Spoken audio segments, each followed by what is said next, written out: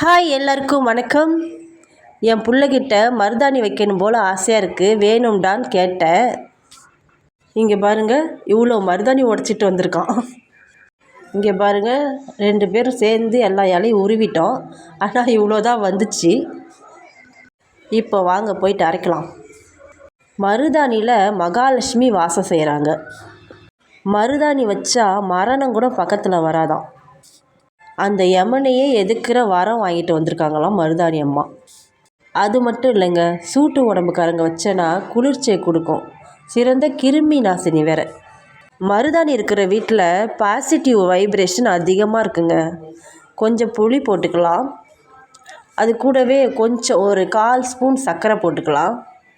இப்போ மிக்சியில் போட்டு அரைக்கும்போது கொஞ்சமாக தண்ணி ஊற்றி மஞ்சிடுச்சான்னு பார்த்து, மறுபடியும் பத்தலைன்னா லைட்டாக தண்ணி ஊற்றி, அதுமாரி கொஞ்சமாக தண்ணி ஊற்றி அரைங்க. துவையல் மாதிரி அரைக்கணும், சரிங்களா? சட்னி மாதிரி அரைக்கக்கூடாது. அவ்வளோதாங்க, நல்லா அரைச்சி முடிச்சாச்சு. அவ்வளோ இலை உருவி எவ்வளோ வந்துக்குதுன்னு பாருங்களேன். ஒரு கிண்ணம் தான் வந்துச்சு.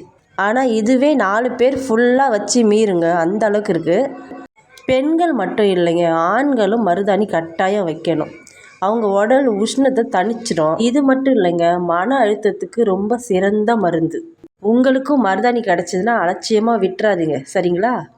இந்த மாதிரி வீடியோலாம் நிறைய பார்க்கணுன்னா நம்ம சேனலை சப்ஸ்கிரைப் பண்ணிக்கோங்க, லைக் பண்ணுங்கள். பை.